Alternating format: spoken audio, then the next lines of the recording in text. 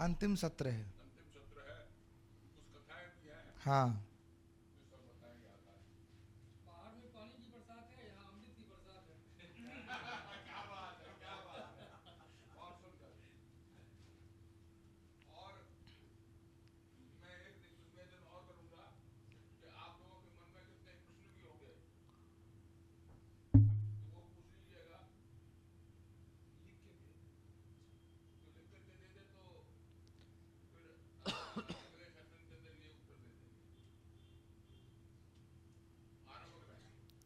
श्री गणेशाय नमः।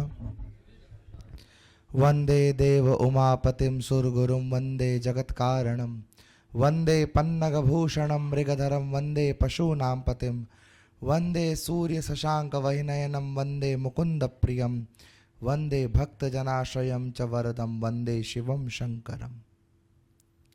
आज स्कंद पुराण के अंतिम सत्र में आप सभी का हार्दिक स्वागत है। और जैसा कि अभी आपने सुना और हमारे हृदय के भी अंतरंग भाव यही है कि इतनी घोर वर्षा में आप सब यहाँ उपस्थित हुए। यद्यपि हमारे आने से पूर्व हमें ये ऑप्शन मिला था कि आज का सेशन कैंसिल कर दिया जाए, 2-3 कॉल हमारे पास आए थे, पर तब तक हम निकल चुके थे। तो आज संभवतः ठाकुर जी की इच्छा थी कि चाहे वर्षा बरसे चाहे अंबर गरजे, स्कंद पुराण तो पूरी होके रहेगी। और उससे भी आनंद की बात ये, श्रावण का महीना है और श्रावण के महीने में श्रवण का अत्यधिक महत्व है। श्रवणमस्य श्रावण, जिस महीने में श्रवण की विशेषता हो उसे श्रावण कहा गया है। आप इस बात पर विचार करना, महीनों के नाम सावन है, भाद्रपद है, मार्गशीर्ष है, ये नाम क्यों पड़े? नाम पढ़ने के कुछ कारण होंगे ना, कि इस दिन से ये शुरू हुआ। उन सभी तथ्यों को लेकर के आज के सत्र को हम प्रारंभ करेंगे। उसके साथ ही समस्त तीर्थों का अवगाहन भी करेंगे। और आप सब का बड़ा साथ है इस सत्र को लेकर के। ये हमें सोशल मीडिया के माध्यम से भी कुछ लोगों ने मैसेज किया था आज कि आज होगा या नहीं। हमें पता नहीं, ज्ञात नहीं वो यहाँ वो उपस्थित हैं कि नहीं।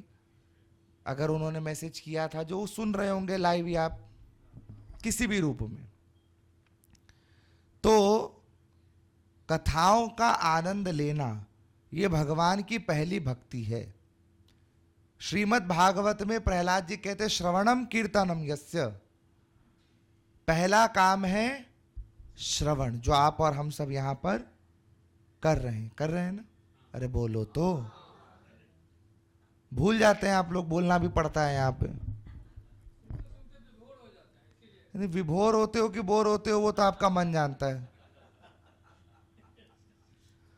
पर उत्तर देते रहो तो आपकी सापेक्षता यहां पर प्रतिलक्षित होती रहती है।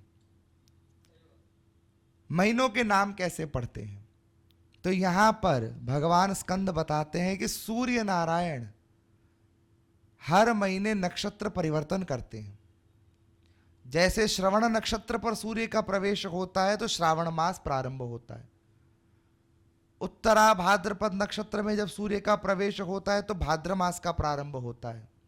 और हर महीने का इसी प्रकार से विधान बनाया। पुष्य नक्षत्र पे पौष मास का, मघा नक्षत्र पे माघ महीने का, पूर्व फाल्गुनी उत्तर फाल्गुनी के मध्य जब सूर्य आते हैं तो फाल्गुन मास का, चित्रा नक्षत्र पे चैत्र मास का, विशाखा नक्षत्र पे बैसाख मास का, और इसी प्रकार से समस्त महीनों के नामकरण हुए हैं। किसके माध्यम से हुए? सूर्य जिस नक्षत्र पर जा रहे हैं उसी प्रकार तिथियों का निर्धारण है। किस दिन किस स्थान पर कौन सी तिथि कितने समय पर है, यह भी सूर्य की डिग्री के माध्यम से हम पता लगा सकते हैं।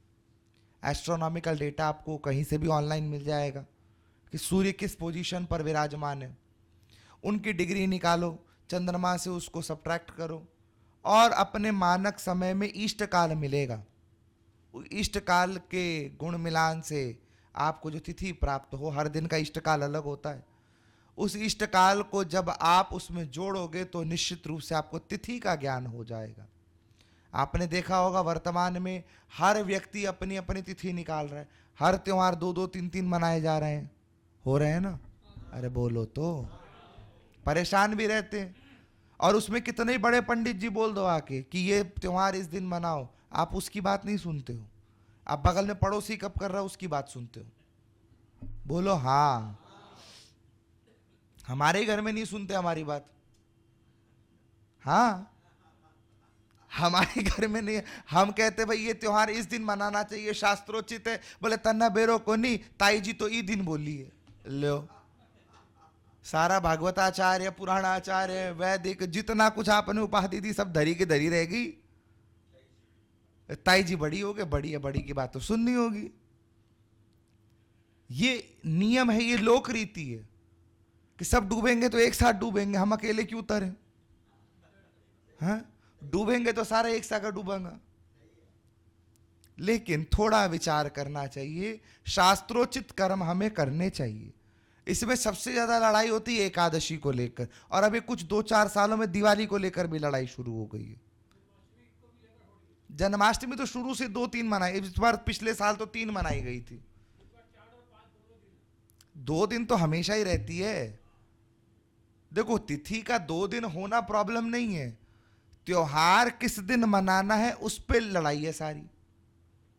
जैसे जन्माष्टमी आपको मनानी हो तो अब उस पर लड़ाई किस बात पर आती है? 12 बजे रात को अष्टमी है या नहीं है, रोहिणी नक्षत्र है या नहीं है, फिर वृंदावन में किस दिन मनाई जा रही है, इन सब बातों पर लड़ाई होती है। व्रत किस दिन करें, सप्तमी युक्त करें या नवमी युक्त करें। हम कहते भैया ज्यादा माथा पच्ची हो दोनों दिन कर लो, अष्टमी भी करो नवमी भी करो। भगवान ने थोड़ी ना मना की है कि 2 दिन नहीं कर सकते, की है क्या भगवान ने? दिवाली को लेकर लड़ाई हो, एक दिन पहले मनाए या एक दिन बाद मनाए, दोनों दिन मना लो, पूजा ही तो करनी है, दोनों दिन कर लो, झमेला ही खत्म। खैर, इस विषय पर एक विचार हमारे विट्ठल जी की ओर से प्रेषित हुआ है। अभी कुछ समय पूर्व हम सब BHU गए थे, बनारस हिंदू यूनिवर्सिटी, और उनके जो आचार्यगण हुए उन सबसे हम सबकी ये चर्चा हुई है, और आदरणीय श्री के द्वारा इस बात का अनुमोदन किया गया है कि एक सैद्धांतिक पंचांग, एक देश एक पंचांग का निर्माण BHU के द्वारा हो, जिसमें सारे त्योहार में यूनिवर्सैलिटी हो। हमारे भारत में चाहे कन्याकुमारी में कोई बैठा, चाहे अरुणाचल में कोई बैठा, चाहे गुजरात में बैठा, चाहे कलकत्ते में बैठा, त्योहार एक दिन मनाएगा। उसको लेकर एक पंचांग का निर्माण हो रहा है, तो इसको लेकर के आपका बहुत बहुत साधुवाद है। हाँ, ताली आप घर जाके बजा लेना, यहाँ बजा के क्या मिलेगा? ये ताली जो यहाँ बचेगी उससे घर का ताला खोलोगे ना। बजाओ ताली, इतनी अच्छी बात हुई, यहाँ पर बजनी चाहिए। 2 फायदे हैं आपके। पहला फायदा, एक्यूप्रेशर का नाम सुना है? जितने आपकी उम्र है, देखो सब हमसे यहाँ पर वयोवृद्ध ही हैं, तो हम निवेदन कर सकते हैं कि आपको एक्यूप्रेशर की ज्यादा जरूरत है, तो ताली बजती रहनी चाहिए, जब मन करे ताली बजा लो। दूसरा, ये ताली बजाने से आपको जो नींद आती है बीच बीच में गायब हो जाएगी। अच्छा, आप बजाओगे, बगल वाला सो रहा है तो वो भी जग जाएगा, जग जाएगा, मान लिया करो। इसीलिए ये कथा में बैठे तालियां बजती रहे, हर जो बात अच्छी लगे बजा दो, तुम्हारा भी फायदा, बगल वाले का भी फायदा। अच्छा, बगल वाले का फायदा है, कथा कान में कोई बढ़िया पड़ गई और कहीं वो भक्त बन गया तो भगवान आप पे भी राजी, उस पे भी राजी, तो ताली बजाने में फायदा है कि नहीं? बोलो, अरे बोलो तो, ताली बजा के बोलनी होगी ये बात।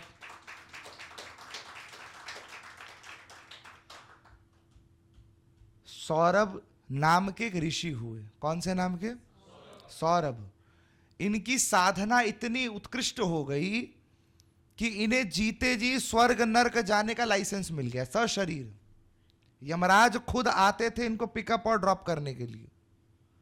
तो इनके अंदर एक बहुत बड़ी रुचि थी, किसी की मृत्यु हुई और उसको जानते हैं तो ये जानने को बड़े लालायित रहते थे कि ये स्वर्ग गया कि नरक गया, और गया तो इसके क्या कर्म बने, क्या कर्म फल हुआ। ऐसे ही एक दिन नरक को पहुंच गए यमराज के साथ, और नरक जब पहुंचे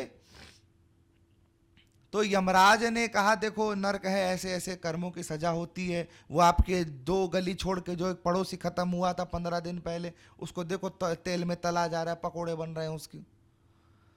सौरभ ऋषि बोले वो सारी बात तो ठीक है, लेकिन ये मलमूत्र की कढ़ाई में जिस व्यक्ति को बार बार डुबोकर मारा जा रहा है, ये हंस क्यों रहा है? वहां एक व्यक्ति था जिससे मलमूत्र की कढ़ाई में बार बार डुबोया जा रहा, बार बार कोड़े मारे जा रहे, और वो हंस रहा है। यमराज बोले इसके चक्कर में तो हम परेशान हैं। बोले क्यों परेशान हो?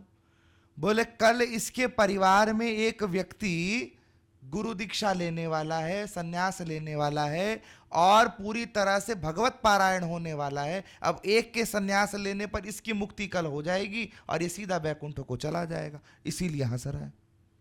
सौरभ ऋषि बड़े गदगद हुए, मतलब वो लेने वाला है, इसी विचार से इसको इतनी प्रसन्नता हो गई। मैं तो ले चुका, मेरे तो सारे तर गए होंगे। तर गए होंगे ना? तो आप कब ले रहे हो सन्यास?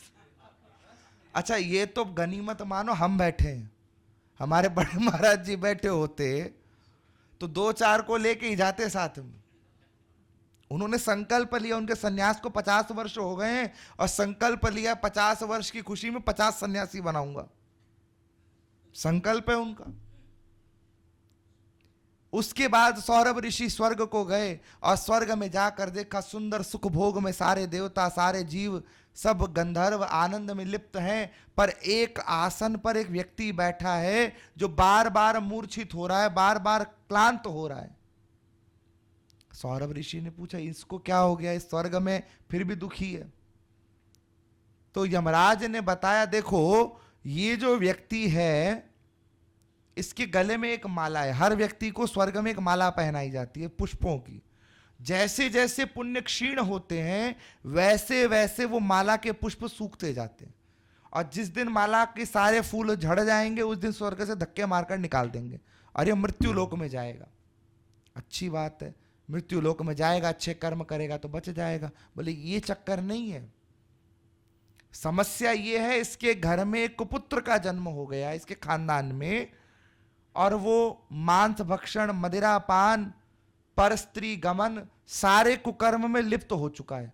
कल उसके पाप का घड़ा भरने वाला है, और कल इसके सारे पुष्प सूख कर झड़ जाएंगे, और ये मृत्यु लोक में नहीं जाएगा, ये सीधे नरक में पड़ेगा। सौरभ ऋषि बोले कुपुत्र हुआ 4 पीढ़ी बाद नरक में पड़ेगा, ये ऐसा क्यों? प्रश्न बनता है कि नहीं? अब आप स्वर्ग में बैठे हो, है आपका पड़पोता का पड़पोता कोई गलत काम करे, उसमें आपका क्या हस्तक्षेप होगा? होगा क्या? होना चाहिए क्या? नहीं होना चाहिए। लेकिन अगर स्वर्ग तक ही आप पहुंचे हो तो अगर नीचे गड़बड़ होगी तो फर्क ऊपर तक नजर आएगा, क्योंकि पाताल से लेकर सत्यलोक तक सारे तारे एक दूसरे से जुड़े हुए हैं। अगर सत्यलोक तक पहुंच गए, ब्रह्मा जी तक पहुंच गए तो भी पतित हो जाओगे। अगर आपके कुल खानदान में कोई गलत कर्म में लग गया तो क्या स्वर्गवासी बनना बढ़िया बात है? अरे बोलो तो, स्वर्ग जाना चाहोगे? स्वर्ग जाने में कोई बढ़िया बात नहीं है प्यारे। स्वर्ग जाके तो धक्के मारकर निकाल देंगे। एक राजा हुए हैं ययाति, नाम सुना है आपने? देवराज इंद्र के बराबर उनका आसन लगता था। इसी ययाति के वंश में भगवान कृष्ण का अवतार हुआ है। किसका? भगवान कृष्ण का। इन्हीं ययाति के वंश में पुरु हुए, और पुरु में कुरु हुए, और कुरु में कुरुवंश आया। ययाति की वंशावली है। इनका आसन इंद्र के बराबर लगता था। अब देखो सत्ता चाहे किसी के पास भी, अपने बराबर किसी को देखना नहीं चाहता। चाहता है कोई अपने बराबर किसी को देखना? आपसे ऊपर कोई हो आप कुछ कर नहीं सकते, नीचे कोई हो आप कुछ कर नहीं सकते। जिस दिन कोई बराबरी पर आता है उस दिन टेंशन होती है, चाहे वो व्यापार हो, परिवार हो, या फिर देवराज सरकार हो, कोई हो, परेशानी अरे बोलो तो आपको होती है? सबको होती है। एक्सेप्ट करने में कोई बुराई नहीं है। यहाँ पे हम कौन सा आपको जेल में डाल देंगे? अरे यहां पर बैठेंगे वो समझने के लिए बातों को। अगर कोई, आप जैसे आप पढ़ रहे होंगे स्कूल में कभी ना कभी, तो कोई रैंक होल्डर के बराबर आप पहुंच जाओ तो रैंक होल्डर को समस्या हो जाती है कि ये मुझसे आगे कैसे चला गया। पढ़ाई में लड़ाई है कि नहीं? व्यापार में आपसे ज्यादा मुनाफा आपके बगल वाले को होने लगे, दोनों की एक तरह का काम है, तो आपको प्रॉब्लम होगी कि नहीं? होगी कि भाई बगल में वो हमसे ज्यादा कमा लेगा। तो आप जिस लोकेलिटी में रहते हो, आपके बगल में कोई आपसे सुंदर घर बना ले तो प्रॉब्लम होगी कि नहीं? होगी। आप ज्यादा पूजा पाठ कर रहे हो, आपके बगल वाला उससे भी ज्यादा करे, प्रॉब्लम होगी क्या? वहां नहीं होगी, वहां नहीं होगी, क्योंकि वो सतोगुणी काम है। ये सारी प्रॉब्लम रजोगुण और तमोगुण की है। देवराज इंद्र रजोगुण से ग्रस्त हैं। सिंहासन के बगल में एक और सिंहासन, दूसरा इंद्र। तो अगर अपने पुण्य नष्ट करने हो, मैं आपको रास की बात बता रहा हूं, अगर पुण्य नष्ट, पाप नष्ट की बात तो सारे करते हैं कि भगवान का नाम ले लो पाप नष्ट हो जाएंगे। पुण्य भी तो नष्ट करने पड़ेंगे, नहीं तो उन्हें भोगने के लिए फिर आओगे। ऐसा थोड़ी ना कि पुण्य बचे रहेंगे तो पृथ्वी पे नहीं आना पड़ेगा। पुण्य नष्ट करना हो तो अपनी प्रशंसा स्वयं करो। चीख चीख के लोगों को बताओ मैंने ये किया, मैंने वो किया, मैंने इसकी सहायता की, मैंने ये बनवा दिया, मैंने वो कर दिया। आप अपने मुख से इन बातों को कहना शुरू कर दो, आपके पुण्य नष्ट हो जाएंगे। यशोगाने सर्व पुण्य विदीर्ण, नष्ट नहीं होते, विदीर्ण हो जाते हैं, नष्ट भ्रष्ट हो जाते हैं। वो पुण्य कोई कर्म का नहीं रहता। कई लोगों की आदत हमने देखी, हमें भी कई लोग फोन करके कई बार बताते हैं, हम तो इतनी एकादशी करते हैं, हम एकादशी के संग द्वादशी भी करते हैं, हम ये भी करते हैं, वो भी कर। हमें बता के क्या होगा? हम कौन सा नारायण बने बैठे हैं? हमें बता के कुछ होगा क्या? अरे बोलो तो। ये तो आपके प्रभु को जानना चाहिए कि आप क्या कर रहे हो, नहीं कर रहे हो। हमारे जानने योग्य बात केवल इतनी है कि अगर आपको धर्म को समझने में कोई असुविधा है तो हम उसका समाधान अपने मति अनुसार दे सकते हैं। करना कराना तो आप ही को पड़ेगा। तो सबसे पहला काम, यदि आपके पुण्य नष्ट करने हो तो अपना गीत खुद गाओ। अपना गीत खुद गाओ। जितने असुर मरे भगवान के हाथों या किसी भी देवता के हाथों, उनके सबसे बड़ी प्रॉब्लम यही थी, वो अपना गीत स्वयं गाते थे, अहम ब्रह्मोस्मि, मैं ही ब्रह्म हूं। वरना ना महिषासुर मरता, ना दुर्गमासुर मरता, ना शुंभ निशुंभ मरते, ना कंस मरता, ना रावण मरता। कोई असुर नहीं मरता। पुण्य का बल था उनके पास, भगवान भी नहीं मार सकते थे। जब तक पुण्य आपके क्षीण नहीं होंगे भगवान आपको हाथ भी नहीं लगा सकते। भगवान ने अपने लिए नियम रखा है। भीष्म पितामह को भी शरशैया तब तक नहीं मिली जब तक अपना गुणगान स्वयं नहीं किया। महाभारत उठा के पढ़ो, 12 दिन तक थे भीष्म पितामह युद्ध भूमि में। कितने दिन तक थे? 10 दिन। 10 दिन तक थे भीष्म पितामह। अच्छा, भगवान चाहते तो पहले दिन ही शरशैया पर पहुंचा देते, पहुंचा सकते थे ना। भगवान चाहते तो महाभारत के पहले भीष्म पितामह को पितामह बना देते, पितरजी बना देते उसको। अगर भगवान चाहते तो क्या नहीं कर सकते। पर 10 दिन भगवान ने उनके वारों को सहा है, कारण उनके पुण्य बलवान है। ययाति के संग भी यही प्रॉब्लम थी। इंद्र सोचा इसको हटाने का कोई रास्ता निकालना होगा, तो कहा ठीक है इसका रास्ता निकालो। और इंद्र ने उतारनी शुरू करी ययाति की आरती। ययाति की आरती करे जा रहे, ययाति बड़े प्रसन्न। इंद्र बोले आपसे बड़ा धर्मात्मा कौन? ययाति मुस्कुरा रहे हैं। आपसे बड़ा दानी कौन? ययाति मुस्कुरा रहे हैं। आप बताओ तो सही, आपने ऐसा क्या कर्म किया जो आप यहां तक पहुंच गए? यहीं पर फंस गए ययाति। प्रशंसा की भूख व्यक्ति को नष्ट कर सकती है।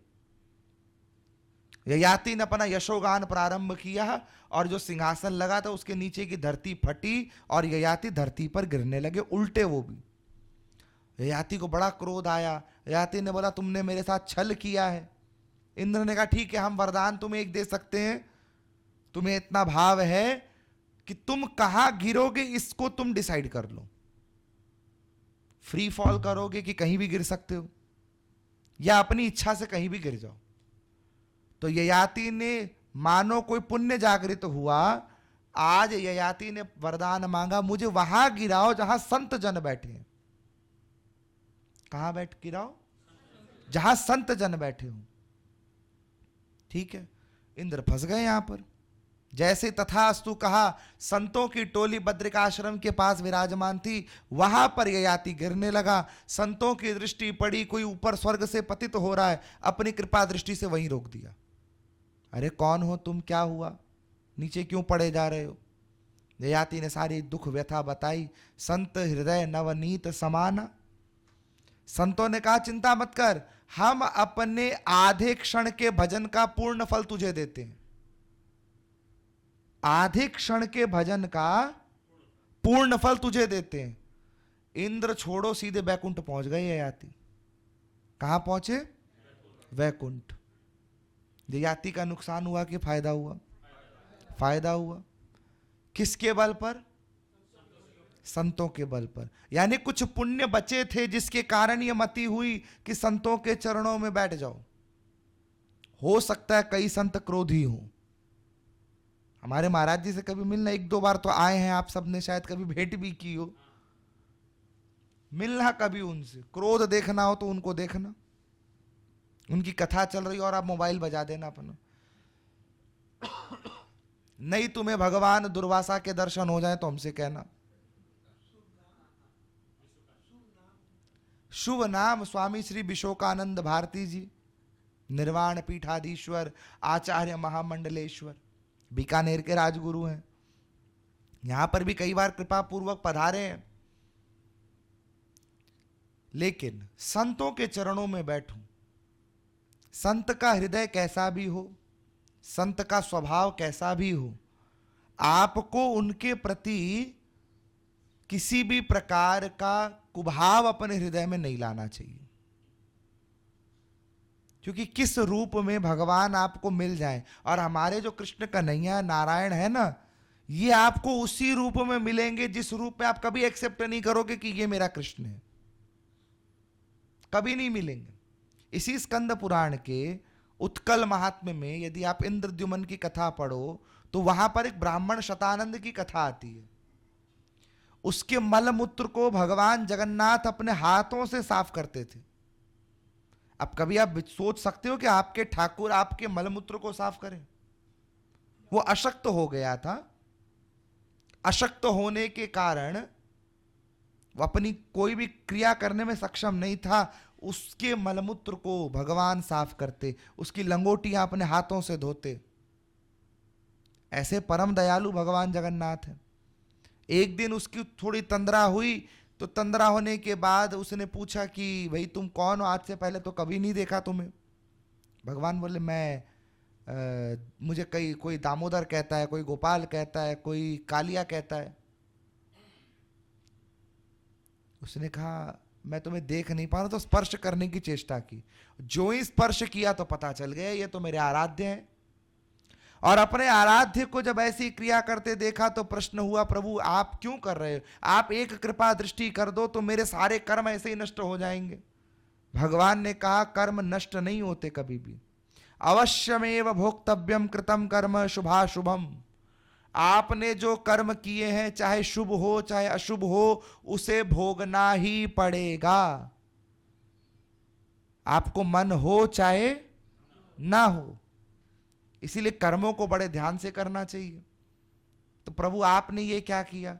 बोले देख, अगर मैं तेरे ये कर्म छोड़ देता, कृपा से तुझे मुक्त कर देता, तुझे इसे भोगने के लिए फिर आना पड़ता। अच्छा, अकेले तो तू आता नहीं, तेरे पीछे एक माता भी चाहिए, एक पिता भी चाहिए, फिर एक नया कर्म बनता। इसीलिए तेरे कर्म को मैं इसी जन्म में सारे खत्म कर दूंगा और अगला जन्म तुझे लेने ही नहीं दूंगा, तू सीधे मेरे धाम पर पहुंचेगा। ये प्रभु की महिमा है। और पूरे तीर्थों की महिमा स्कंद पुराण में बताई गई है। आप चाहे अरुणाचल महात्म्य देखो, चाहे वेंकटेश महात्म्य देखो, तो सूक्ष्मता से हम उन सब तीर्थों का अवगाहन करेंगे जिनमें प्रधानता से वर्णन आता है भगवान शंकर का। ताड़कासुर का वध किसने किया था? किसने किया था?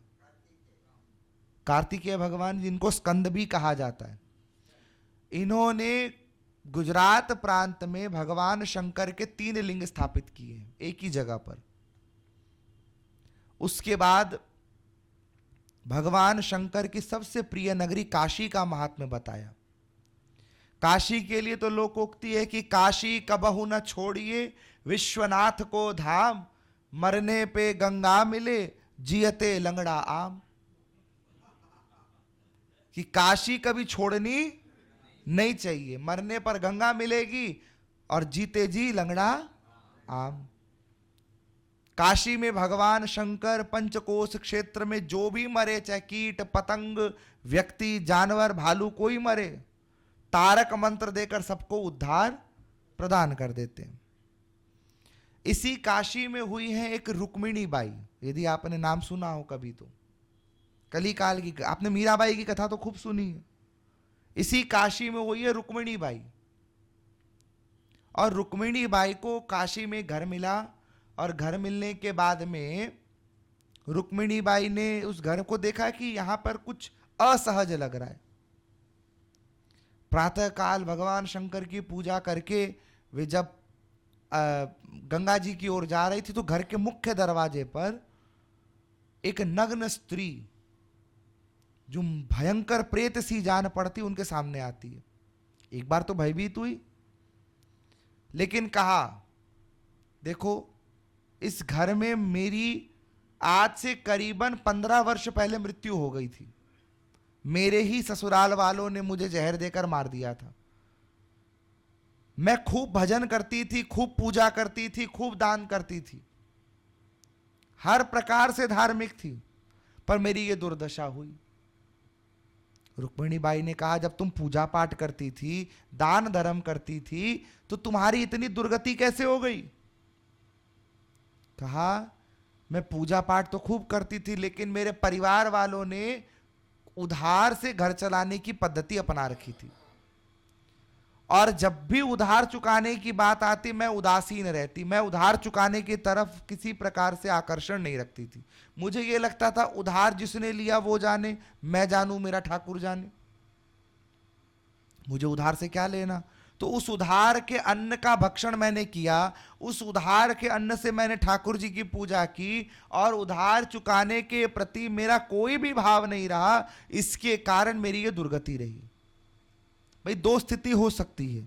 आपने उधार लिया, आप चुकाना चाहते हो, पर असक्षमता के कारण आप नहीं चुका पाए। जहां पर आप हृदय से उसको चुकाना चाहते हो, प्रयासरत हो। और दूसरी स्थिति इस प्रेत की है, उधार तो है पर उधार चुकाने का मन नहीं है, पूजा पाठ सब कुछ है इसके पास। अच्छा बताओ तो तुम्हारा उद्धार कैसे हो? कहा, इसी काशी क्षेत्र में किनाराम बाबा का आश्रम है। कौन से बाबा का? किनाराम बाबा का। ये किनाराम बाबा बड़े विख्यात हैं। राज दरबार में एक छित्तन बाई नाम की स्त्री काम करती थी, नर्तकी थी, परंतु कुदृष्टि के कारण इसे कुष्ठ रोग हो गया था।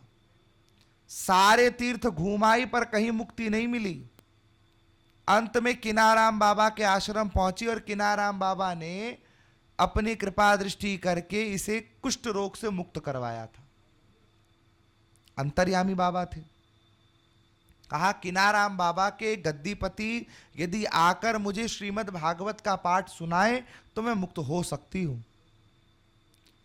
रुक्मिणी बाई की बड़ी प्रसिद्धि थी, भक्त शिरोमणि थी, तो काशी के हर विद्वान ने उनको भागवत कथा सुनाने का प्रस्ताव रखा, पर कह देती रुक्मिणी बाई, देखो प्रेत है, प्रेत पीछे लग सकता है तुम्हारे।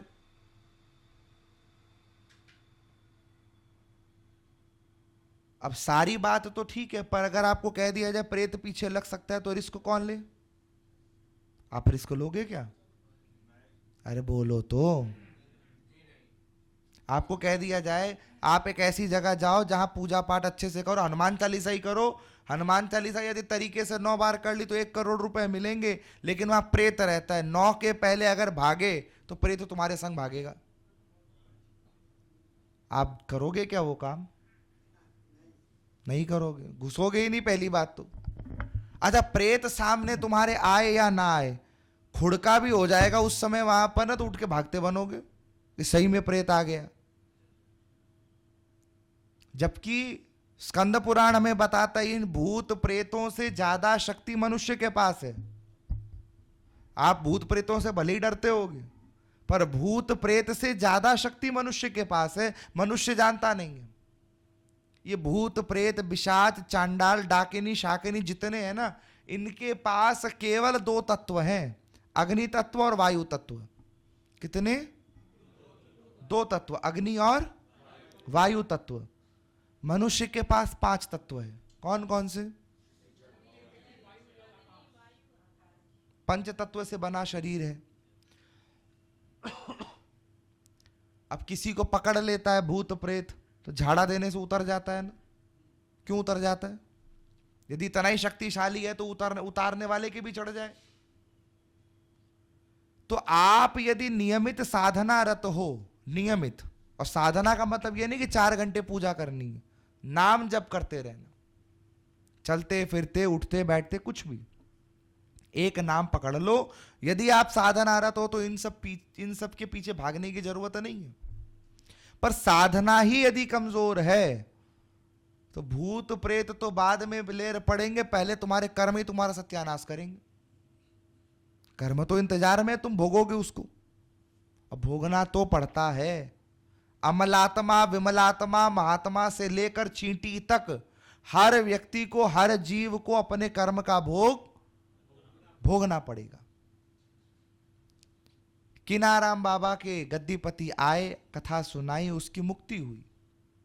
काशी क्षेत्र का महात्म्य है। इसी काशी में अलग अलग जो शिवलिंग हैं, जिनमें से प्रधानता से भगवान विश्वनाथ हैं। भगवान विश्वनाथ का जिसने जीवन में एक बार भी दर्शन किया, उसे यम के दूत उसके सामने नहीं आते। एक बार भी यदि विश्वनाथ का दर्शन किया है तो गाते भी, वाराणसी नाथ मम नाथ नाथम श्री विश्वनाथम शरणम प्रपद्ये सानंदमानंद वने वसंतम। आनंद वन कहा जाता है काशी को। क्या कहा जाता है? आनंद वन। भगवान शंकर की प्रिय नगरी है, प्रलय काल भी इसको स्पर्श नहीं कर सकती। इसके आगे काशी में भगवती दुर्गा भी विराजमान है, शक्तिपीठ भी है वहां पर, विशालाक्षी देवी का। और युद्ध जीत और कला जीत को उद्धार करने वाली भगवती दुर्गा सप्तशृंगी विशालाक्षी भी वहां विराजमान है, हरिश्चंद्र घाट के पास। भगवान संकट मोचन, श्री मानस मंदिर, त्रिदेव मंदिर, और वहां तो अलग अलग मंदिर है। एक माता है वहां पे जिनका नाम है शायरी माता। क्या नाम है? शायरी माता। एक माता है जिनका नाम है चटपटी माता। सुना है कभी नाम आपने? पर नाम है वहां, देवी की बड़ी महिमा है वहां पर। देवी का नाम है चटपटी माता। खाने वाली चटपटी नहीं, जो देवी के अरदास लगाने से चटपट काम हो जाए। तो लोकोक्ति में विख्यात हो गई, नाम पड़ गया चटपटी माता। कोई काम नहीं हो रहा हो आपका, भगवती चटपटी का ध्यान करो तो चटपट आपका काम हो जाता है। जाना कभी दर्शन करना। उसी काशी में भगवान शुक्रेश्वर महादेव हैं। गजासुर का उद्धार करने के बाद भगवान शंकर वहां पर अभिमुक्तेश्वर रूप से भी विराजमान हुए और उनका नाम पड़ा कृतिवासेश्वर। आज खैर वो मंदिर बड़ी दुर्दशा में है, पर मौका लगे तो दर्शन करना। नाम क्या है? कृतिवासेश्वर। महिषासुर का बेटा था, नाम था गजासुर। क्या नाम था? गजासुर। इसने वरदान लिया था कि ये भगवान शंकर के द्वारा ही मारा जाएगा। गज यानी हाथी का शरीर था। काशी में इसका उद्धार हुआ और मरते समय इसने भगवान शंकर से प्रार्थना की कि मेरे शरीर की चर्म को आप धारण करो। तो पहली बार मृग चर्म छोड़कर गज चर्म को धारण कर भगवान शंकर कहलाए कृतिवासेश्वर। क्या कहलाए? कृतिवासेश्वर। आगे चलकर काशी से इतर भगवान वेंकटेश्वर का महात्म्य बताया, सेतुबंध तीर्थ का महात्म्य बताया। भगवान वेंकटेश्वर साक्षात श्री राम का स्वरूप है। किसका? श्री राम का। उनको लेके भी बहुत लड़ाई हुई है कि ये स्वामी कार्तिकेय हैं या भगवान विष्णु हैं। तो भगवान ने उस विवाद का शमन किया था। कहा है यदि आप भगवान वेंकटेश्वर का एक बार भी दर्शन कर लो, एक बार भी, तो साक्षात श्री राम के दर्शन करने का फल प्राप्त होता है। भगवान का मूल नाम है श्रीनिवास। लक्ष्मी नारायण में लड़ाई हो गई थी एक बार, कलह लीला भगवान करते रहते। उस कलह लीला में भगवती लक्ष्मी तो महाराष्ट्र में जाकर विराजमान हो गई थी, कोल्हापुर में। गए हो आप कोल्हापुर कभी? भगवती महालक्ष्मी मंदिर, वहां जाकर भगवती विराजमान हो गई और भगवान श्रीनिवास बन करके वेंकटांचल गिरी पर्वत पर रहने लगे। बाद में देवी पद्मावती से इनका विवाह हुआ, लक्ष्मी से विवाह हुआ। पर लक्ष्मी से विवाह करने के लिए धन चाहिए था, तो कुबेर से उधार लिया है भगवान ने। किससे? कुबेर से। आज भी भगवान उस उधार का ब्याज चुका रहे हैं। क्या चुका रहे हैं? ब्याज। भगवान की जब सवारी निकलती है कुबेर मंदिर के पास से, जब निकलती है तो गाजे बाजे बंद हो जाते हैं और दम धीरे धीरे वहां से सवारी निकलती बिना कोई आवाज किए। भगवान के भक्तों का भाव ये, कहीं कुबेर को पता चला कि मैं यहां से निकल रहा हूं तो उधार मांगने नहीं आ जाए। हाँ, यही भाव है। उसके बाद भगवान जब पृथ्वी से बाहर निकल रहे थे तो उनके मस्तक पर केश के कुछ भाग नष्ट हो गए थे, तो स्वरूप थोड़ा विकृत नजर आ रहा था। उस विकृति के को मिटाने के लिए कुछ भक्तों ने अपने केश उतारकर भगवान को लगा दिए कि भगवान के केश सुंदर दिखे। तब से वहां पर केश दान की परंपरा चल पड़ी। आज भी वहां करोड़ों करोड़ों किलो केश दान हो चुके हैं। पर भगवान वेंकटेश्वर का दर्शन जिसने भी किया उसके जीवन में कभी दरिद्रता नहीं आती। आगे सेतुबंध रामेश्वरम की महिमा बताई, जहां पर सेतुबंध तीर्थ में स्नान की महिमा है। जन्म जन्मांतर के पाप नष्ट होते हैं। इधर ऊपर आते हुए अरुणाचलेश्वर के पास भगवान शंकर जहां प्रथम बार शिवलिंग के रूप में प्रकट हुए और पहली बार ब्रह्मा विष्णु ने उनकी पूजा की, उस अरुणाचलेश्वर की अद्भुत महिमा पंच तत्व लिंगों में से एक है वो। उसी तरह 4 तत्वों के 4 लिंग हैं, जिनमें जम्बुकेश्वर, नटराज, एक लिंगेश्वर, कालहस्ती, ये सारे लिंग आते हैं। इनके दर्शन करने से आदि व्याधि समस्त नष्ट होती है और व्यक्ति को जीवन में भक्ति प्राप्त होती है। आगे उत्कल प्रदेश की महिमा बताई, भगवान जगन्नाथ की महिमा बताई कि कलयुग में साक्षात ठाकुर जी का स्वरूप यदि कुछ है तो भगवान जगन्नाथ है। कुछ दिन पूर्व भगवान की रथ यात्रा हुई, आपने दर्शन भी किया अपने अपने प्रांतों में।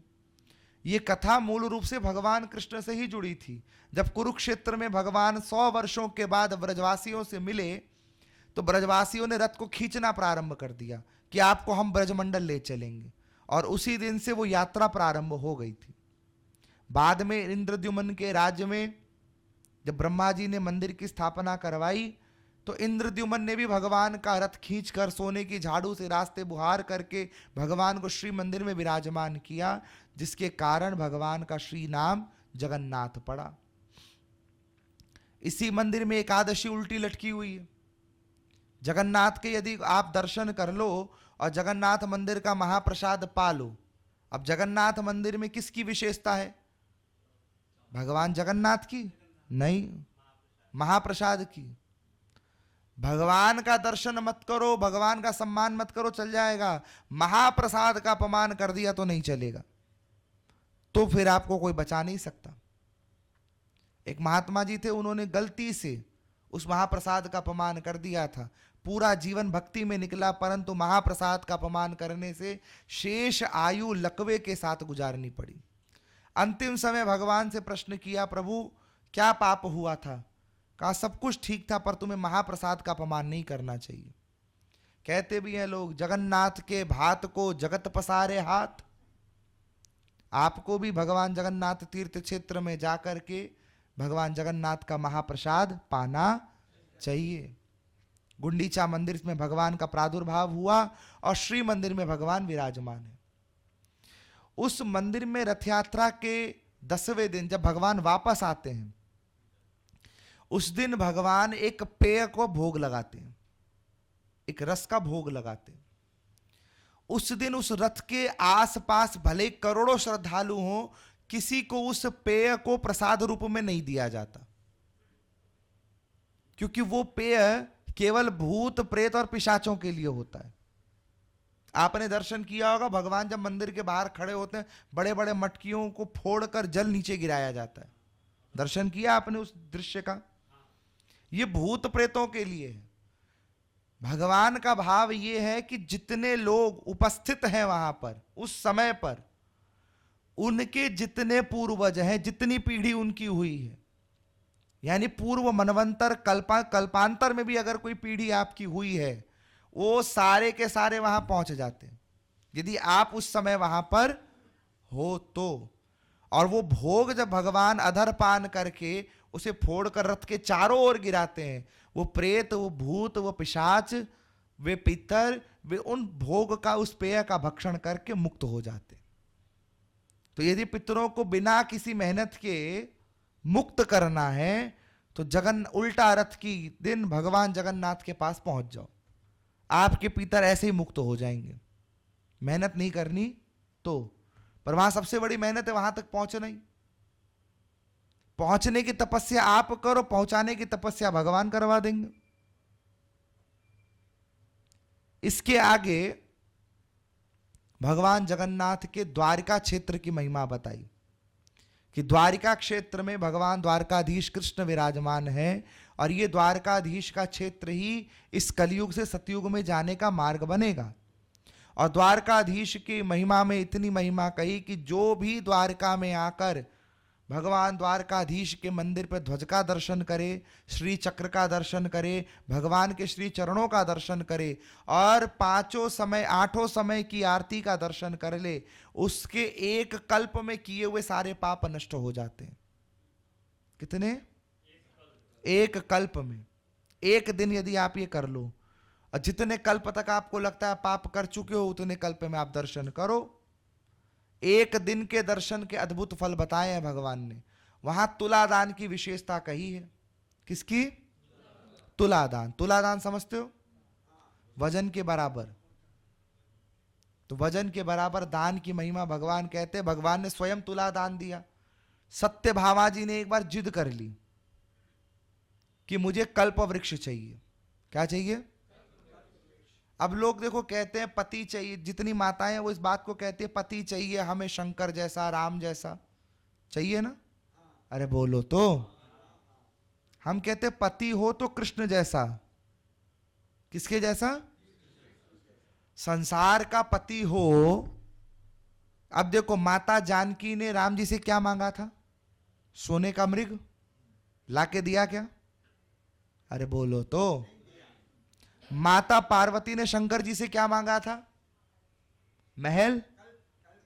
महल मांगा था, महल। रावण की लंका तो भगवान शंकर ने बनाई, मिली क्या उन्हें? पर सत्यभामा जी ने जो भगवान से कल्प वृक्ष मांगा, इंद्र से लड़े और कल्प वृक्ष ले आए। आज भी द्वारका जी में कल्प वृक्ष स्थापित है, आज भी है।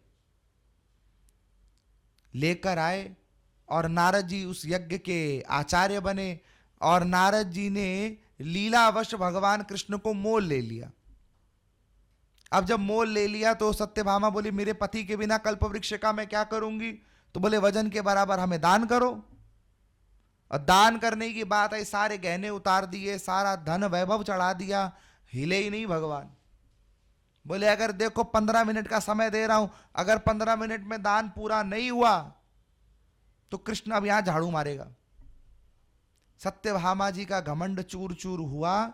रुक्मिणी मैया के पास गई और रुक्मिणी मैया ने उसी समय एक तुलसी का पत्ता हाथ में लिया, तुला पर डाला और तुरंत भगवान का भार हल्का हो गया। उसी तुलादान की महिमा आज भी है। द्वारका जी में आप जाओ, तुलादान अवश्य करके आना। कई लोग तो द्वारका जी जाने के पहले वजन कम कर लेते हैं। बोले अब कोई 50 किलो का हो तो दान किया जा सकता है, 50 किलो आटा दे दे। अब कोई हो ही 90 किलो का, तो समस्या है ना, अरे बोलो तो। और अंतिम उपदेश में स्कंद पुराण में ये बात कहते हैं कि जीव का उद्धार कैसे होगा, हमारा आपका सबका उद्धार। देखो हम भी पापी आप भी पापी हो ना, अरे बोलो तो, बोलो, है गर्व से कहो हम पापी हैं, बोलो। इतना मुस्कुरा क्यों रहे हो, हम कोई बहुत बढ़िया बात थोड़ी ना बोल रहे, पापी कह रहे हैं आपको, गर्व से कहो हम पापी हैं, बोलो तो। अच्छा हमारे साथ बोलो, बोलो हम पापी हैं। अरे पापी नहीं होते तो अभी बैकुंठ में बैठे होते, पापी नहीं होते तो शिव जी के पास होते, आकाश जी के पास क्यों बैठे होते। पापी हो तभी यहां बैठे हो, चाहे हम हो चाहे आप हो। तो अब उद्धार तो चाहिए ना। आपको हम पूछें, जितने लोग यहां बैठे हैं, अगर भगवान ऑप्शन दे फिर से यही लाइफ मिलेगी सेम टू सेम, लेकिन आप बदल सकते हो, आपको याद होगा कहां से किससे क्या व्यवहार रखना है, तो क्या ये जीवन दोबारा चाहोगे आप, चाहोगे। अच्छा आपको कह दिया जाए आपको अंबानी जी के घर में जन्म मिलेगा या डोनाल्ड ट्रंप के जैसे राष्ट्रपति के घर में जन्म मिलेगा, तो थोड़े थोड़े तो चाहेंगे उस पे तो।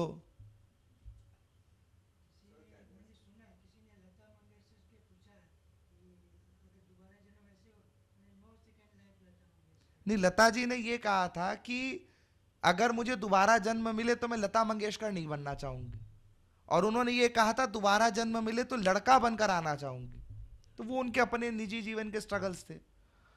बात जो भी हो, तो कहने का तात्पर्य ये कि कोई वापस जन्म लेना नहीं चाहता, पर जन्म तो हुआ है। ये जन्म भी आपकी इच्छा से थोड़ी ना हुआ था, ईश्वर की इच्छा से हुआ। प्रश्न यह है कि इसके आगे नहीं हो, उसका रास्ता तो केवल एक है, पहला शरणागति। अब शरणागति कैसे होगी, क्योंकि हम तो 7 दिन में 70 देवता बदलेंगे, 7 दिन में।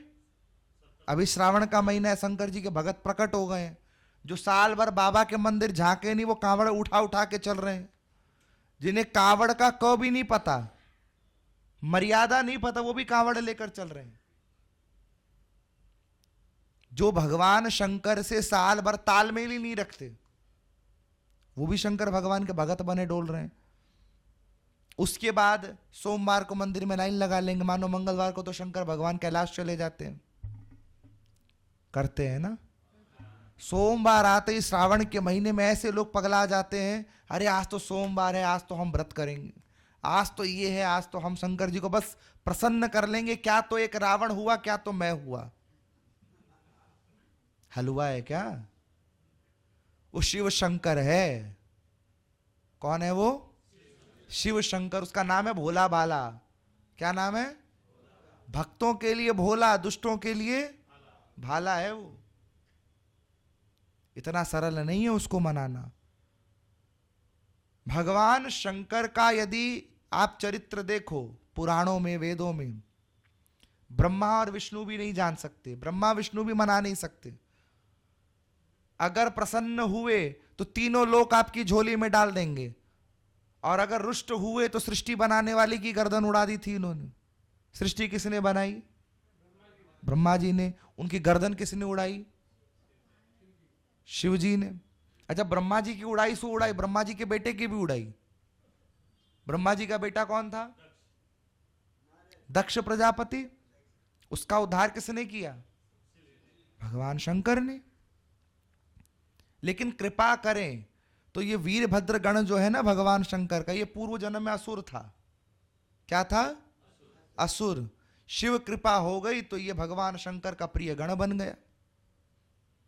तो ऐसे ही भगवान शंकर को मनाने का भाव यदि आप में है, नियमित, भगवान शंकर कहते ज्यादा मेहनत मत करो, नमः शिवाय का जाप करो, इस शिवाय नमः का जाप करो, कर सकते हो आप। हाँ, पंचाक्षरम इदम महापुण्यम यह पठे शिव सन्निधौ शिवलोकम अवाप्नोति शिवेन सह मोदते। कि जो पंचाक्षर का पाठ करे वो शिवलोक को प्राप्त करता है और शिव के संग आनंद करता है। ऐसा नहीं कि केवल लोक में आपको जगह दे दी, शंकर स्वयं आपके संग क्रीड़ा करते हैं। ये तो शिव की कृपा का फल है। फिर भाद्रपद में कभी जन्माष्टमी, कभी गणेश चतुर्थी, सारे त्योहार आएंगे तो अलग अलग मत बन जाएंगे सबके।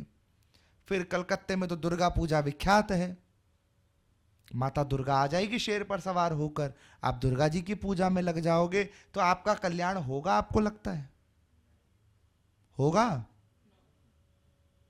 इसीलिए एक को पकड़ो, शिव जी की पूजा कर तो साल भर उनकी करो। स्कंद पुराण तो यहां तक कहती है, यदि आपने जीवन में गुरु निष्ठा पूर्वक भगवान शंकर की, नारायण की ये एक रूप से साधना कर ली, आपको दोबारा माता का गर्भ नहीं देखना पड़ेगा। इससे बड़ी बात और क्या कहेगा पुराण? नाम संकीर्तनम यस्य सर्व पाप प्रणाशनम प्रणामो दुख शमन तम नमामि हरिम परम। एक बार हृदय से पुकार दो कि प्रभु मैं तुम्हारा, तुम हमारे। अवगुण करे समुद्र सम गलत नापनो जान, राई के सम भजन को मानत मेरु समान। थोड़ा से भजन में भी भगवान रीझ जाते हैं। एक भाव है, न जाने कौन से गुण पर दयानिधि रीझ जाते हैं, पुकारो प्रेम से उनको तो नंगे पांव आते हैं। पुकारने वाला चाहिए, टेस्टिंग वाला नहीं। भगवान ये करके दिखाओ तो मैं तुम्हें मानूंगा। भगवान बोले पड़ा रहे। भगवान बोले तुझे नरक में मिलूंगा मैं, वहां हिसाब करूंगा क्या क्या करके दिखाया था मैंने। आप सोचते हो आप पर कृपा नहीं है, यहां बैठे हो भगवान की कृपा है, सांस चल रही है भगवान की कृपा है, मस्तक पर तुम्हारे घने बाल है भगवान की कृपा है। नहीं तो आजकल लोग बालों से परेशान है। कितनी कुंडलियां तो हमारे पास आती, उनके प्रश्न ये नहीं होते कि भविष्य कैसा होगा, ये प्रश्न होता है बाल रहेंगे कि नहीं। अच्छा, अपनी एनालिसिस भी लेके आते हैं, हमारा शनि ग्रह ठीक है ना, शनि तो बाल का कारक है, भगवान भला करे तुम्हारा। तो लोग तो बाल से भी परेशान हो जाते हैं, लोग अपने शरीर से परेशान हो जाते हैं, पर अपने कर्म से परेशान नहीं होते। जिस दिन कर्म से परेशान हो जाओगे उस दिन तुम्हारे उद्धार का मार्ग प्रशस्त हो जाएगा। और उसके लिए कुछ छोड़ना नहीं है, उसके लिए पकड़ो, भगवान के नाम को पकड़ो। किसी योग्य गुरु के पास जाओ, जिनके वचनामृत से आपके हृदय में भक्ति प्रस्फुटित हो। भक्ति जब हृदय में आएगी, भगवान का साक्षात्कार हृदय में होगा। एक दावे के साथ कहते हैं। आज से 15 वर्ष पहले यदि आप हमसे मिले होते तो हम इस वेश में नहीं मिलते आपको। ये तो हमारा बंसी वाला है ना, पकड़ कर ले आया। हम अपनी बात बता रहे हैं, हम कोई बहुत भजनानंदी नहीं थे कि हमारे खानदान में कोई ऐसा कोई भागवताचार्य था जिसने हमें कहा कि तुम कथा करो। पर कर तुम अकर तुम अन्यथा कर तुम। टीवी पे चैनल स्वाइप कर रहे थे, उसमें एक भागवत कथा का आस्था चैनल आपने सुना होगा, वो आस्था चैनल लग गया और उसमें ब्रज भाषा में भगवान कृष्ण के बाल चरित्र आचार्य जन सुना रहे थे। वो 5 मिनट ही सुना हमने। कितनी देर? 5 मिनट।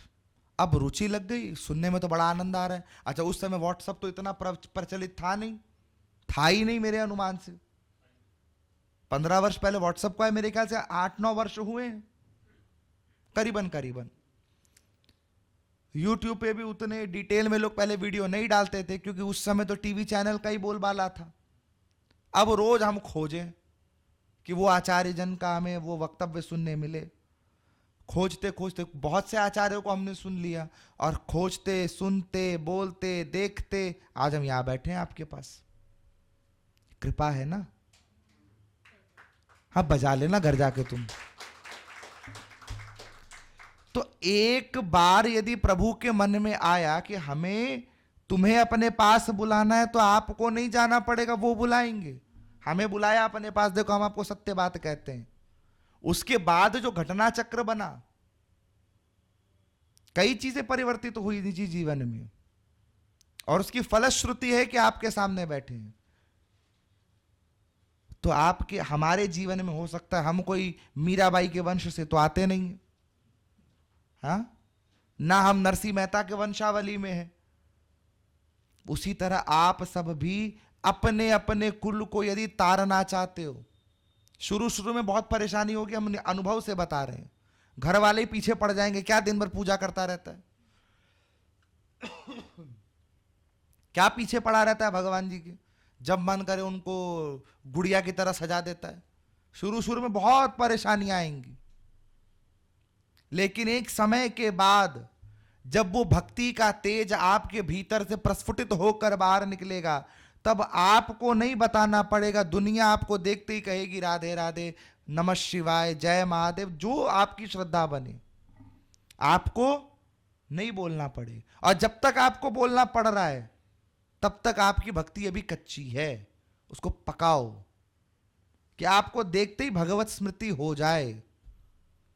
हम एक जगह भागवत कथा कर रहे थे, और ये हम बात बता रहे कुछ 5 वर्ष 6 वर्ष पहले की कथा। समाप्ति हुई, पूर्णा होती हुई हम घर को जा रहे थे, तो हमारे एक परिचित का फोन आया, बोले महाराज हमारे भ्राताश्री अस्पताल में वेंटिलेटर पर हैं, कुछ यदि हो सके तो देखो, आगे तो प्रभु इच्छा है।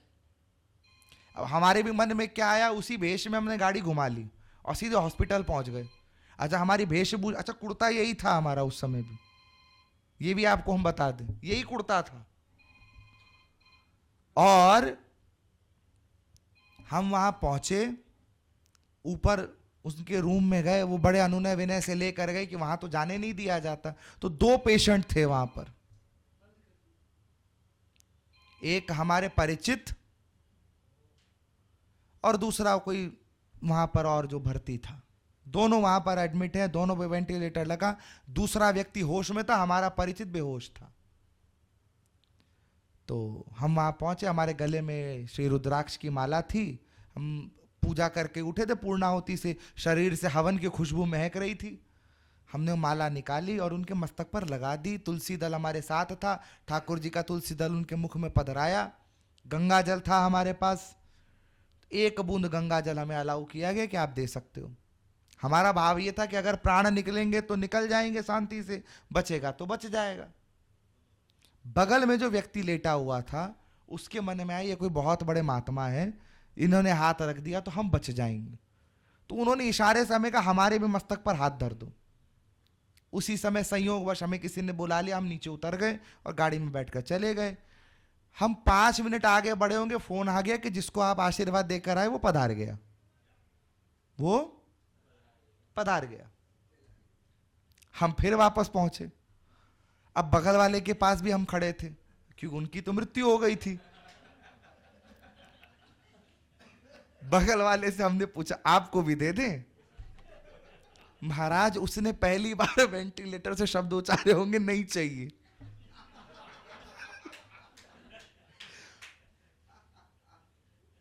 हमारे मन में ग्लानि थी कि क्या पता हम नहीं जाते तो बच जाता, क्या पता हमारे स्पर्श से चला गया। अच्छा बगल वाला तो ट्रॉमा में था पूरा। हमने 2 बार उससे आग्रह जरूर किया था, प्रभु आपको लगा दे, आप कह रहे थे उस समय। हम बता रहे हैं उसकी जो हाव भाव वेशभूषा थी बड़ी देखने लायक, हम आज तक उसका चेहरा नहीं भूले। उसके हाथ पांव सारे जो शिथिल पड़े थे, अंग कांति आ गई ना करने के लिए। हमारे मन में बड़ी ग्लानि रही इस बात की, क्या पता हम नहीं जाते या हमारे जाने से ही ऐसा हुआ।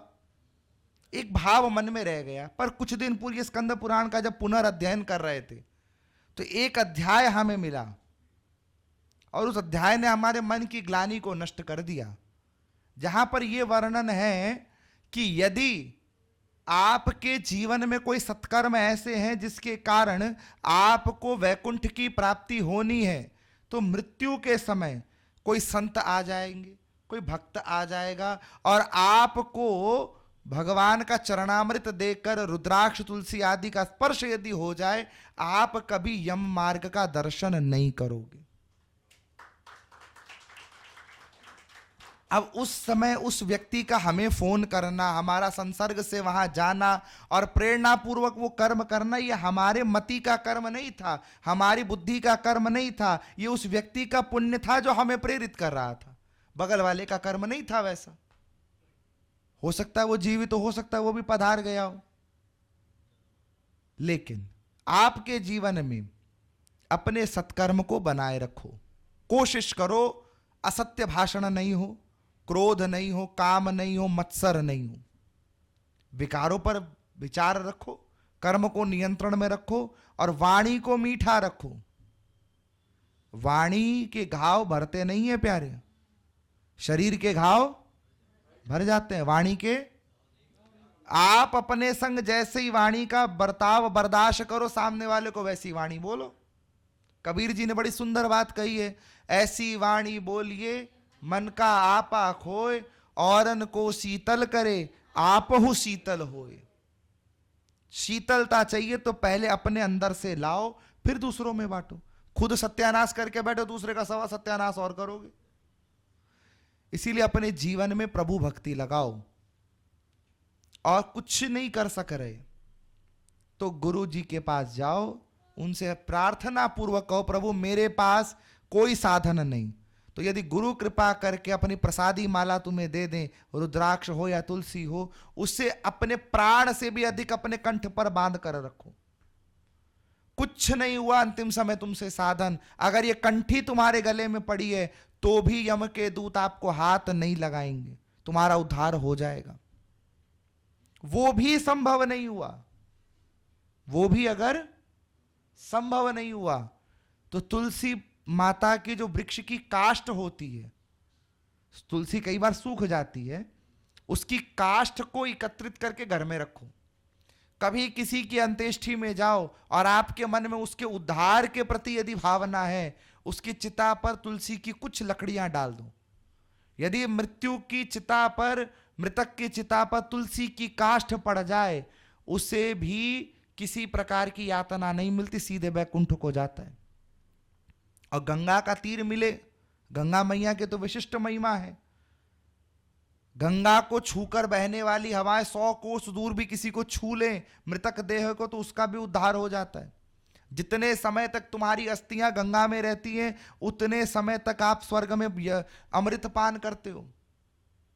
आगे अवंतिका क्षेत्र का महात्म्य बताया, शिप्रा नदी, नर्मदा नदी का, जहां भगवान महाकालेश्वर विराजमान ज्योतिर्लिंग के रूप में। जितना अभिषेक आप अभी सावन में करते हो ना, अच्छा कई लोगों में भ्रांति है, अभी आचमन करने लगे आजकल शिव जी के जल का, कई लोग करने लगे, अपराध है ये। शिव के चढ़ी हुई वस्तु को पान नहीं करना चाहिए, शिप्रा का भाग है वो। आगे नर्मदा का महात्म्य बताया, सरस्वती नदी 7 दिन में स्नान करने से मुक्ति देती है, यमुना जी 3 दिन स्नान करने से मुक्ति देती है, गंगा जी 1 बार स्नान करने से मुक्ति देती है, नर्मदा मैया केवल दर्शन मात्र से मुक्ति दे देती है। इसीलिए जीवन में मौका लगे तो नर्मदा के पास जरूर जाना, 1 बार नर्मदा में जाकर डुबकी जरूर लगाना। इसके साथ स्कंद पुराण की तीर्थ महात्म्य को हम यहीं पर विश्राम देंगे, स्कंद पुराण को भी यहीं विश्राम देंगे। इसके आगे के सत्र में हम भविष्य पुराण पर चर्चा करेंगे, और अभी आपका कोई प्रश्न हो तो आप पूछ सकते हैं। कहिए।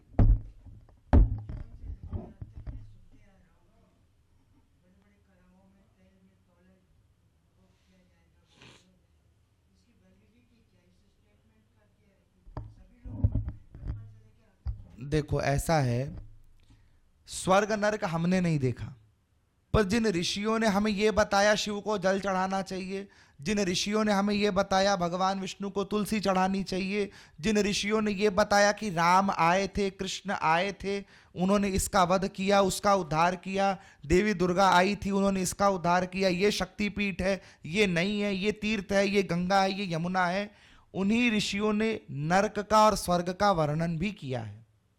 तो वैलिडिटी इसको इसी रूप में स्वीकार करनी होगी, और बाकी तो वैलिडेट अगर करना है साक्षात जाके तो वो तो स्वयं जाना पड़ेगा। और किसी का कोई प्रश्न? गुरु जी को प्रणाम निवेदन। 2 जिज्ञासा है मेरे मन में। पहली जिज्ञासा ये है कि पिछले सत्र में आपने शिव पार्वती का विवाह जो करवाया था वो 4 फेरे दिलवाए थे, लेकिन हमारी हिंदू संस्कृति में तो 7 फेरे बताए गए हैं। आपका विवाह हुआ है? कितने फेरे लिए थे आपने? तो मुख्य अग्नि पर कितने लिए? अग्नि पर कितने लिए? अग्नि पर 4 ही लिए तो 4 ही फेरे होते हैं। शास्त्रों में 4 फेरों का ही विधान है। धर्म, अर्थ, काम और मोक्ष, इन 4 फेरों का ही विधान है। 7 फेरे ये बॉलीवुड से आया है। सप्तपदी फेरों के लिए नहीं आया, सप्तपदी श्लोकों की कैटेगरी है। जैसे अष्टपदी है, सप्तपदी है, चतुष्पदी है, उसी प्रकार सप्तपदी है। पर सप्तपदी फेरों के लिए नहीं आई है कि 7 फेरे ही लेने पड़ेंगे। अच्छा, दूसरी जिज्ञासा ये है कि भगवान शंकर के शिवलिंग पर जल अर्पित करते समय ओम नमः शिवाय बोलना चाहिए या खाली नमः शिवाय? नमः शिवाय, क्योंकि ओमकार का उच्चारण यदि आपने गुरु मंत्र लिया है तो, दूसरा आपको यज्ञोपवीत धारण होनी चाहिए, और तीसरा ये षडाक्षर मंत्र हो जाता है। और भगवान शंकर ने स्वयं आज्ञा की है कि मेरी पूजा में पंचाक्षर मंत्र का प्रयोग हो, जिसके लिए नमः शिवाय का प्रयुक्त होना अनिवार्य बताया। और साधना जब करोगे तो ओम नमः शिवाय, लेकिन गुरु मंत्र से मिले तब। और किसी का कोई प्रश्न?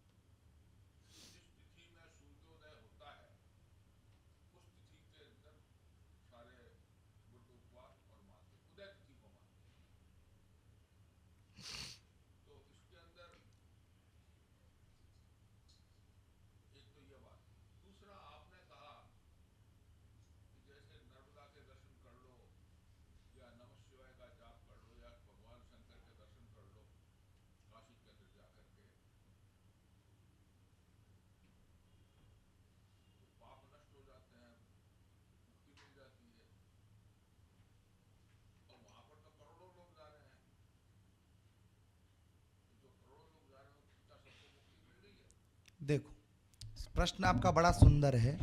पहले प्रश्न पर आते हैं तिथि निर्णय को। तो हर तिथि, हर वार, हर व्रत को लेकर उसकी प्रधानता देखी जाती है, किस व्रत उपवास की चर्चा हो रही। जैसे जन्माष्टमी का व्रत रात्रि प्रधान है, तो रात्रि व्यापिनी तिथि हमें स्वीकार करनी होती है। पितरों के काम के लिए कुतप काल व्यापिनी तिथि, यानी जो मध्याह्न काल 12 बजे तिथि हो, वो हमें स्वीकार करनी होती है। और एकादशी आदि व्रतों में द्वादशी युक्त एकादशी स्वीकार कर सकते हैं, उत्तरा एकादशी जिसको कहा जाता है। और स्मार्तों के लिए दशमी युक्त एकादशी भी कहीं कहीं प्रयुक्त होती है। अब दूसरा प्रश्न जो है आपका कि क्या सबकी मुक्ति हो जाती है? मुक्ति होना बड़ा विषय नहीं है, मुक्ति के लिए किया गया साधन बड़ा होना चाहिए। मंदिर की लाइन में आप खड़े हो, दर्शन से मुक्ति मिलेगी, पर दर्शन से पूर्व जितनी तपस्या आपको करनी है, वहां पर यदि आपका भजन छूटा तो संभवतः आपकी मुक्ति में संशय है। आप लाइन में खड़े हो, बगल वाले पर चिल्ला रहे हो, आप लाइन में खड़े हो, कभी व्यवस्था को कोस रहे हो, आप उतने समय में यदि भजन करो और आपके हृदय में यह श्रद्धा हो कि हाँ मेरा दर्शन करने से उद्धार होगा, तो निश्चित रूप से होगा। पर यदि श्रद्धा नहीं है तो कौरवों के समक्ष साक्षात कृष्ण खड़े थे, रावण के समक्ष साक्षात भगवान श्री राम खड़े थे, लेकिन उनका उद्धार एक बार में नहीं हुआ क्या? रावण का तभी तो तीसरा जन्म हुआ ना, शिशुपाल और दंतवक्त्र के रूप में। उद्धार होता तो जन्म नहीं होता। कौरव पांडव भी स्वर्ग तक गए, वैकुंठ में गए ऐसा तो वर्णन मिला नहीं आपको।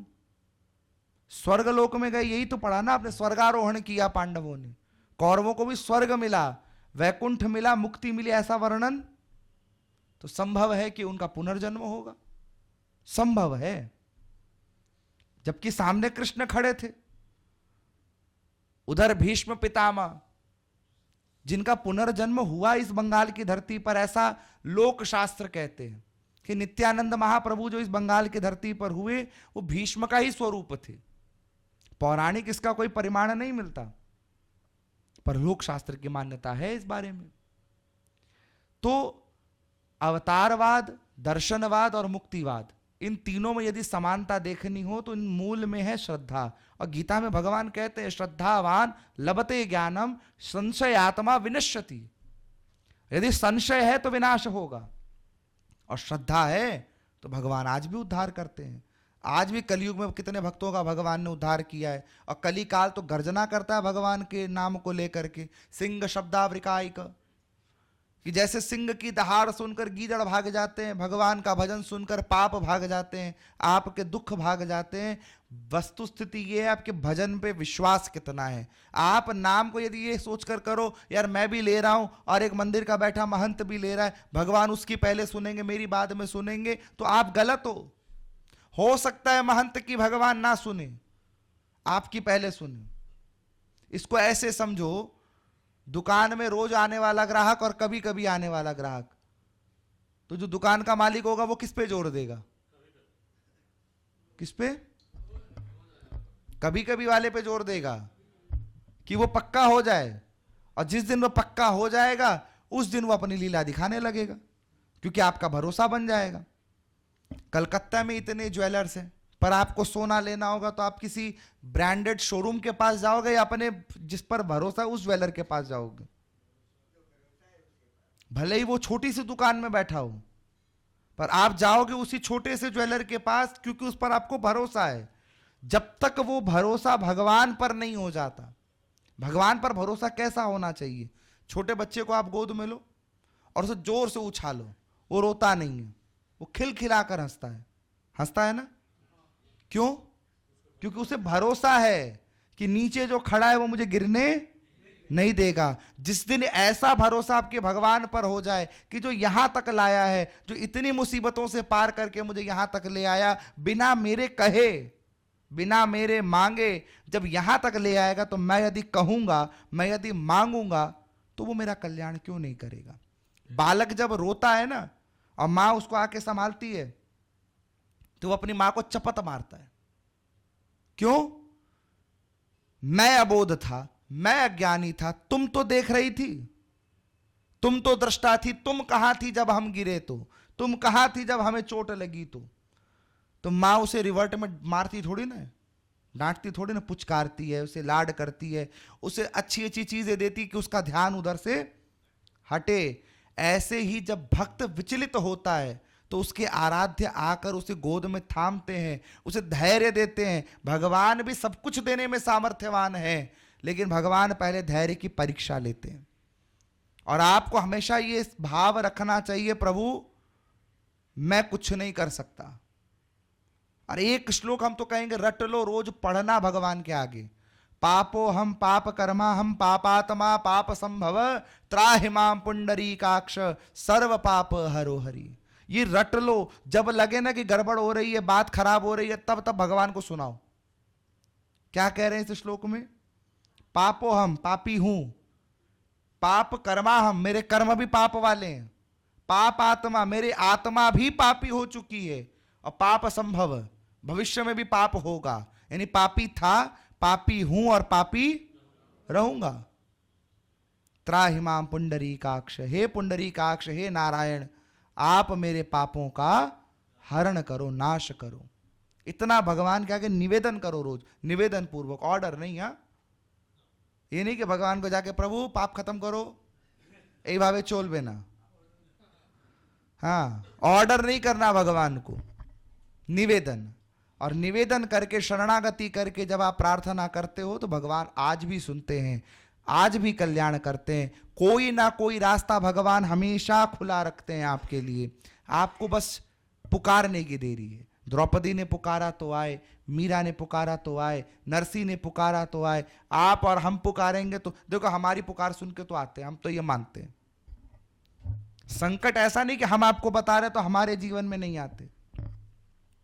अभी पिछले हफ्ते ही हम बहुत बड़े संकट से गुजरे, पर प्रभु बैठे थे पार लगाने के लिए, तो आज आपके सामने फिर बैठ गए आकर के। अच्छा, संयोग देखो, गुरु पूर्णिमा के दिन वो संकट शुरू हुआ, पिछले बुधवार को थी। उस दिन ये स्कंद पुराण का अंतिम सत्र होने वाला था, उसी दिन से वो संकट भी शुरू हुआ था। पर दूसरा सत्र आते आते, क्योंकि हमारा भाव प्रबल था, कृष्णम सदा सहायते, भगवान हमेशा सहायता करते हैं तो देखो दूसरा बुधवार आते आते प्रभु ने अपनी कृपा दृष्टि की, पार होकर आ गए आपके सामने वापस उसी उत्साह के साथ। समस्या आएगी नहीं आएगी ये निर्धारण आपके कर्म करेंगे, पर आप समस्या से पार हो जाओगे ये निर्धारण आपकी भक्ति करेगी। तो अपने आप को ठाकुर सेवा में लगाओ, जिस आराध्य में मन करे उसमें लगाओ, अपने गुरु की शरणागति में जाओ, आपका उद्धार होने से कोई रोक नहीं सकता। और ऐसा नहीं कि मृत्यु के बाद ही उद्धार होगा, आपको तो यह भी चाहिए ना कि संसार में सुख मिले। अरे बोलो तो, सबको चाहिए। हम अपनी कुंडली एक पंडित जी को दिखाया करते थे, हमारे घर में आते थे जब हम कुछ नहीं जानते थे, तब की बता रहे हैं। और वो पंडित जी हमसे कहा करते थे कि ये लाइफ में कुछ नहीं करेगा। ये हम उस समय क्लास 10th में थे, उन्होंने कहा था बोर्ड भी पास नहीं करेगा, पूजा भक्ति तो भूल जाओ, करेगा ही नहीं। वो पंडित जी ब्राह्मण देवता तो पधार गए, पर आपके सन्मुख हम आज भी बैठे। हो सकता है वो पंडित जी सही रहे हो सकता है उनकी गणना सटीक रही हो, पर किसी भी गणना से, किसी भी भविष्य दर्शन से बड़ी प्रभु कृपा है, जो आपके दुर्भाग्य को सौभाग्य में बदल देती है। एक पंडित जी ने तो यह भी कहा था हमारा विवाह नहीं होगा। हाँ बोले बाबा, अच्छा एक ने नहीं 2-4 ने कहा है, और अच्छे अच्छे एस्ट्रोलॉजर रहे हैं, यह भी कहा था। और ऐसा नहीं कि वो उस ग्रह ने प्रभाव नहीं मारा, कितना प्रभाव मारा हो तो सोमानी जी जानते हैं, विठल जी जानते हैं।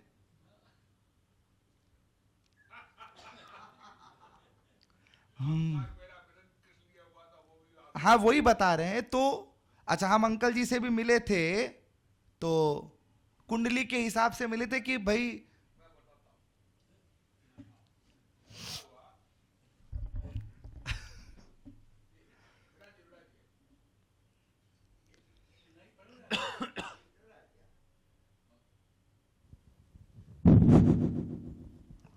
इनके पिताजी सत्संग भवन में सेवारत हैं, वहाँ का बिजली का, माइक का, इस सब का काम देखते हैं। और संतों की वहाँ पर बराबर आगमन होता है तो उन पर कृपा थी। सोमानी जी कभी कभी जाते थे वहाँ पर, तो उनके पिताजी ने सोमानी जी को कहा कि भाई मेरा लड़का है और इसका ब्याह कराना है, तो इसके ब्याह का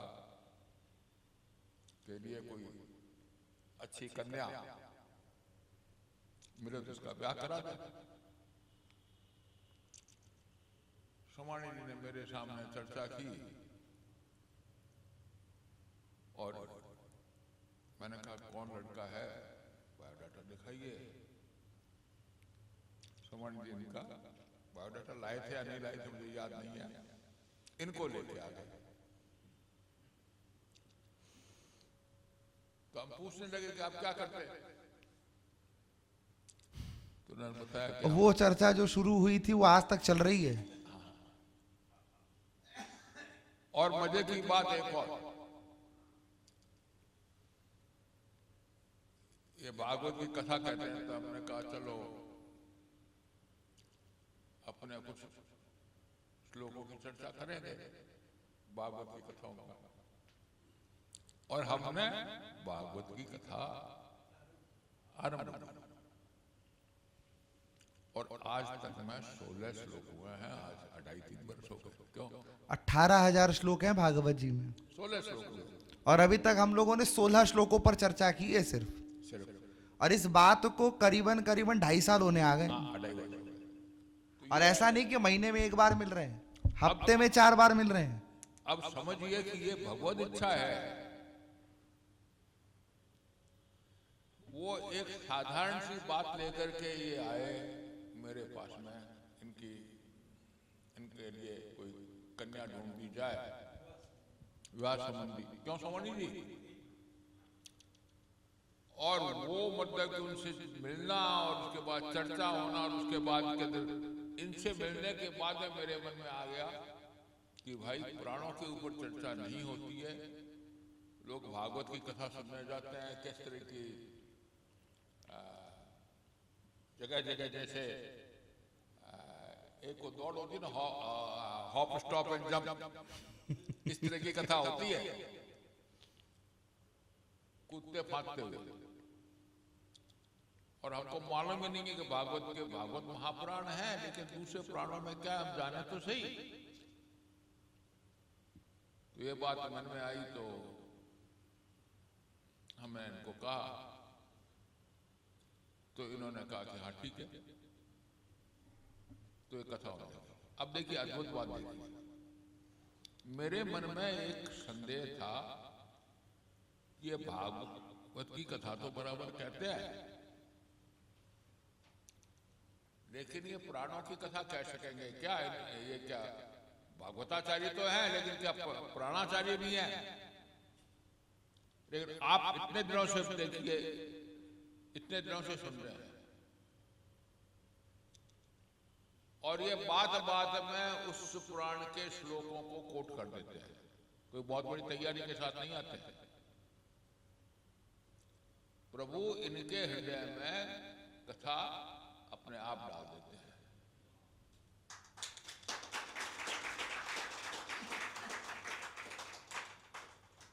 और इनसे बातों में प्रसंगवश दूसरे शास्त्रों की चर्चा भी हो जाती है, तो मैं इनके मुंह से उसके श्लोक भी सुन लेता हूं।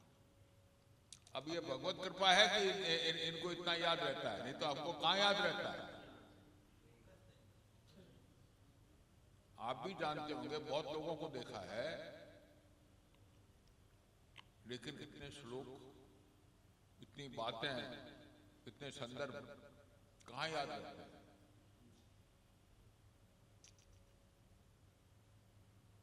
तो ये भगवत कृपा है, ये सत्संग चल रहा है और आगे बना रहे हैं, और चलता रहे, अनवरत चलता रहेगा।